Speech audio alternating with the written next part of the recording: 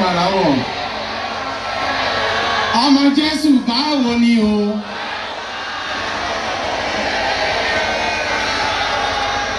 All right.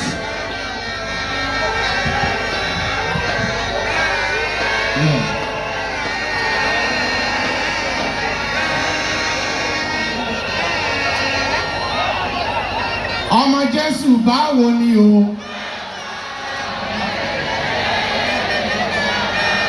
Now, nǹkan tí máa ṣe ní pé gbogbo àwọn tí wọ́n ti fẹ́ perform lájọba máa kọrin lálẹ́. Every artist tó bá ti wá sórí stage ń sìn àjọba máa kọrin. Wọ́n pé àjọ wa kọ́ mọ́júmọ́. So kò ní sí pé wíwá mo wá kọrin 20 minutes mo sá lọ. Ẹ jẹ́ ká bẹ̀rẹ̀. Oya. Come on, celebrate grace! Everyone, full legend in here, so what are done now?